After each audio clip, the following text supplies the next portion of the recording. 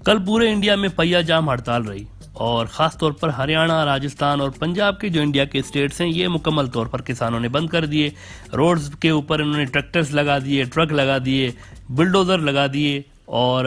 Even scooters اور گاڑیاں بھی پرائیویٹ جو تھیں وہ لگا کر سارے روڈز بند کر دیے ان سارے اسٹیٹس کے اندر. اچھا، اب اس ہڑتال کے علاوہ ایک بہت ہی سیریس قسم کی دھمکی سامنے آئی ہے کسانوں کی جانب سے، جن کے لیے بی جے پی سرکار یہ آروپ لگاتی رہی ہے کہ ان کو آئی ایس آئی اور خالستانی جو سیپریٹسٹ گروپ ہیں یہ سپورٹ کر رہے ہیں. کسان نیتاؤں کا کہنا تھا کہ نہ ہم پروٹیسٹ کو چھوڑیں گے اور نہ ہم بی جے پی سرکار کو چھوڑیں گے. اکتوبر تک کا ٹائم دیتے ہیں حکومت کو. اگر 2 اکتوبر تک حکومت نے یہ قانون واپس نہیں لیے، ترمیم ورمیم بھول جائیں، امینڈمنٹ کرنا واپس لینے ہیں اس کو، تو اگر آپ نے 2 اکتوبر تک یہ قانون واپس نہ لیے تو دلی تو بھول جائیں نا آپ، انڈیا کا ہر بڑا شہر دلی بن جائے گا. ہر بڑے شہر کے باہر ہزاروں کی تعداد میں کسان بیٹھے ہوئے ہوں گے، ہزاروں کی تعداد میں آپ کو ٹریکٹرز ملیں گے، بلڈوزرز ملیں گے، ٹرک ملیں گے اور انڈیا کا ہر بڑا شہر دلی بن جائے گا. پھر آپ پولیس بھیج کے فیس کرتے رہنا. اس قسم کی سخت دھمکی کسان نیتاؤں کی جانب سے حکومت کو دی گئی ہے کہ 2 اکتوبر کا ٹائم ہے. اچھا، بہت سارے لوگوں کو یہ نہیں علم کہ آخر 2 اکتوبر تک کا ہی ٹائم کیوں دیا ہے کسانوں نے، اس سے پہلے یا بعد کا کیوں نہیں دیا. دیکھیں، 2 اکتوبر اصل میں مہاتما گاندھی کا برتھ ڈے ہے، تو مہاتما گاندھی کا جو برتھ ڈے کا شبھ دن ہے، اس دن سے کسان اپنا یہ آندولن جو ہے اس کو ایک نئی اونچائی پہ لے جانا چاہ رہے ہیں 2 اکتوبر سے لے کے. اور انہوں نے واضح طور پر کہہ دیا ہے کہ 2 اکتوبر تک تو ہم بیٹھے ہوئے ہیں یہاں پر. مودی سرکار کو جو کرنا ہے کر لیں، بی جے پی کو جو کرنا ہے کر لیں، جتنی مرضی طاقت استعمال کر لیں ہمارے خلاف، ہم یہاں سے اٹھیں گے ہی نہیں. انڈیا کے اندر اس طرح کی جو ہڑتالیں ہوتی ہیں جس میں ٹرانسپورٹس اور کاروبار وغیرہ اور روڈز بند کیے جاتے ہیں، اس ہڑتال کو کہا جاتا ہے چکا جام. اور یہ کافی سیریس قسم کی اسٹرائکس ہوتی ہیں اور اربوں روپے کا نقصان اس سے گورنمنٹ کو ہو رہا ہوتا ہے چکا جام کی وجہ سے. اس سے پہلے کہ اس کل والے چکا جام کو روکنے کے لیے بی جے پی سرکار کچھ کر پاتی، جس کے سالڈ امکانات موجود تھے، اور یہ رپورٹس آ رہی تھیں کہ ہوم منسٹر امت شاہ نے پولیس کو یہ گو اہیڈ دے دیا ہے کہ ہر حال میں یہ جو ہڑتال ہے اس کو ناکام بنانا ہے. اب اس سے پہلے کہ کچھ جو ایکشن پلان بنا ہوا تھا اس پہ عمل کیا جائے پولیس کی جانب سے، اچانک ایسا ہوا ہے کچھ جس سے مودی سرکار کو ایک بڑا دھچکا لگا ہے. چکا جام سے کچھ ہی گھنٹے پہلے جب یہ ساری تیاریاں چل رہی تھیں حکومت کی جانب سے کہ کیسے اس کو ناکام کرنا ہے، ٹھیک اسی وقت یونائٹڈ نیشنز کی جانب سے فارمرز کے حق میں بیان آ گیا کہ خبردار، ہماری نظر ہے اس پہ، اور یو این کا کہنا تھا کہ the rights to peaceful assembly and expression should be protected. ادھر ٹویٹر الگ سے کرٹیسائز ہو رہا ہے جس کے اوپر دباؤ ڈال کر بہت سارے جو اینٹی بی جے پی اکاؤنٹس ہیں ان کو بلاک کیا جا رہا ہے مسلسل کافی عرصے سے، اور اس کا الگ سے دنیا نوٹس لے رہی ہے. اور یہی وجہ ہے کہ یونائٹڈ نیشنز نے یہ جو اپنا ریسنٹلی اسٹیٹمنٹ جاری کیا ہے اس میں انہوں نے یہ کہا ہے کہ right of peaceful assembly and expression should be protected both offline and online. یہ آن لائن کا لفظ ذرا نوٹ کریے گا، بڑا امپورٹنٹ ہے، جو کہ یو این کی اسٹیٹمنٹ میں آیا ہے. آپ دیکھیں کہ مسلم کامیڈین منور فاروقی کو صرف اس لیے جیل میں ڈالا گیا کہ پولیس کے بقول he was about to tell the jokes about the Hindu gods. یعنی ابھی منور فاروقی نے ایسے کوئی جوکس کہے بھی نہیں تھے اور پولیس نے پہلے ہی ان کو گرفتار کر لیا. غیب سے پولیس کو پتہ چل گیا کہ منور فاروقی آگے چل کر اور اس قسم کے جوکس کہہ سکتا ہے. تو ایسا آپ نے کہیں نہیں سنا ہوگا دنیا میں کہ کسی بندے کو پولیس جرم کرنے سے پہلے ہی گرفتار کر کے لے جائے اور یہ بول کر کہ ابھی یہ فلاں بات کہے گا، اس لیے ہم پہلے ہی اس کو گرفتار کر لیتے ہیں. یہ بھی انڈیا میں ہوا ہے مودی صاحب کے دور میں.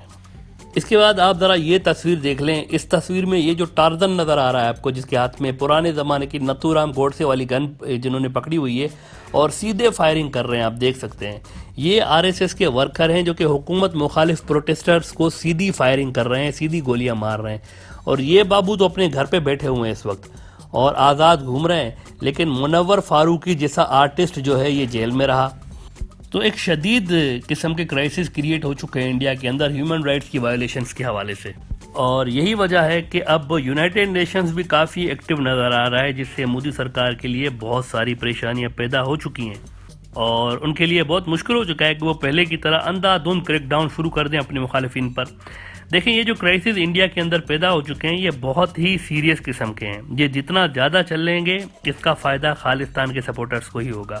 کیونکہ وہ ان ناجائزیوں کو اپنے سکھ برادری کو دکھاتے ہوئے زیادہ سے زیادہ سمپتھی لینے کی کوشش کر رہے ہیں. ان مسائل کو حل کرنے کے لیے دراصل گورننس اسکل چاہیے اور وہ مودی سرکار کے پاس ہے نہیں.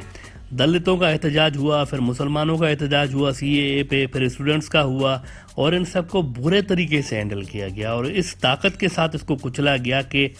دنیا بھر سے اس پہ مذمت سامنے آتی رہی. اچھا, ان کریک ڈاؤنز کی وجہ سے بظاہر تو پروٹیسٹ ختم ہوتے ہوئے نظر آئے, لیکن کیا ان کے سوشل اثرات نہیں ہوں گے؟ یہ جو سارے پروٹیسٹ جن کو فورسفلی ختم کیا گیا, یعنی وہ لاکھوں دلت جن کی مانگیں پوری نہیں ہوئی اور ان کو بے عزت کر کے اٹھایا گیا تھا پروٹیسٹ سائٹ سے, تو آپ کا کیا خیال ہے اس حرکت سے دلت کمیونٹی کے اندر کوئی احساس محرومی پیدا نہیں ہوئی ہوگی؟ یہی کچھ مسلمانوں کے ساتھ بھی ہوتا رہا ہے اور اب سکھ برادری کے ساتھ بھی یہ سب کچھ ہو رہا ہے. جیسا کہ ہم نے کہا کہ جتنا زیادہ مودی سرکار فارمرز کو دباتی رہے گی اتنا زیادہ اس موومنٹ کا فائدہ خالصتان تحریک کو ہوتا رہے گا, اور اس کے اثرات ابھی سے ہی نظر آنا شروع ہو گئے ہیں. کل والے چکا جام میں خالصتان تحریک کے بڑے لیڈر جرنیل سنگھ صاحب کے پوسٹر ہمیں نظر آئے. جگہ جگہ لوگوں نے, جو سکھ برادری کے لوگ تھے, انہوں نے جرنیل سنگھ صاحب کے جو پوسٹرز تھے وہ اٹھا کے رکھے تھے اور جرنیل سنگھ کو یاد کیا جا رہا تھا جنہیں 1984 کو انڈین فوج نے سکھوں کے مقدس ترین مقام گولڈن ٹیمپل کے اندر گھس کر وہاں پر فائرنگ کر کے ہلاک کر دیا گیا تھا, اور ان کے ساتھ کئی سو دوسرے لوگوں کو بھی ہلاک کر دیا گیا تھا. یہ یاد رہے کہ گولڈن ٹیمپل سکھوں کے لیے ایسا ہی ہے جیسے مسلمانوں کے لیے کعبۃ اللہ شریف, یعنی ان کے اندر گھس کے فائرنگ کی گئی. اچھا, آپ کو یہ جان کر حیرت ہوگی کہ یہ جو جرنیل سنگھ صاحب تھے خالصتان موومنٹ کے لیڈر, ان کا ملٹری ایڈوائزر کون تھا؟ کیا آپ جانتے ہیں کہ ان کا ملٹری ایڈوائزر کون تھا؟ کچھ بڑے انٹرسٹنگ قسم کے تاریخی حقائق آج ہم آپ کے ساتھ شیئر کریں گے. خالصتان موومنٹ کے جو لیڈر تھے جرنیل سنگھ صاحب, ان کے جو ملٹری ایڈوائزر تھے, ان حضرت کا نام تھا میجر جنرل شابیگ سنگھ, اور یہ وہ بندہ تھا جو کہ انڈیا کی فوج کے ٹاپ کے عہدے پر فائز تھا, اور بنگلہ دیش بنانے کے لیے اور پاکستان کی فوج کو مارنے کے لیے اس بندے نے, یعنی جنرل شابیگ جو کہ خالصتان کی تحریک کا ایک بڑا لیڈر تھا, یہ بندہ انڈیا کا فوجی ہوا کرتا تھا. اس بندے نے مکتی باہنی بنانے میں اہم کردار ادا کیا تھا, اور مکتی باہنی کی ساری ٹریننگ بھی میجر جنرل شابیگ سنگھ نے ہی کروائی تھی. ہزاروں پاکستانی فوجیوں کو اس کے بعد مکتی باہنی نے شہید بھی کیا تھا, جو کہ انڈیا نے اپنے اس آفیسر کے ہاتھوں بنوائی ہوئی تھی جو تنظیم. لیکن اس کا سارا انعام میجر جنرل شابیگ سنگھ صاحب کو یہ ملا تھا کہ ریٹائرمنٹ سے صرف ایک دن پہلے ان کو ذلیل کر کے انڈیا کی آرمی سے نکال دیا گیا تھا, اور اپنی موت تک وہ یہ کہتے رہتے تھے کہ میں نے مکتی باہنی بنا کر اور پاکستان کو توڑ کر گناہ کیا ہوا ہے, اور میں نے انڈیا کے لیے اتنا کچھ کیا, میں نے پاکستان کو توڑنے میں ایک رول پلے کیا, میں نے مکتی باہنی کو ٹریننگ دی, لیکن چونکہ میں ہندو نہیں تھا اس لیے مجھے ذلیل کر کے آرمی سے نکال دیا گیا. اور وہ یہ بھی کہتے رہتے تھے کہ انڈیا کے لیے میں نے اتنی بڑی چیزیں کی تھیں, لیکن پھر بھی میرے ساتھ یہ سلوک کیا گیا. اس کے بعد آرمی سے نکلنے کے بعد غصے میں آ کر جنرل شابیگ سنگھ صاحب نے انتقام لینے کا فیصلہ بھی کر لیا, لہٰذا یہ مل گئے خالصتان کی تحریک میں جا کر, جس کے بعد اسی انڈین آرمی نے ان کو گولڈن ٹیمپل کے اندر گھس کر ہلاک کیا تھا, جن کے لیے انہوں نے 1944 سے لے کر 1977 تک کام کیا.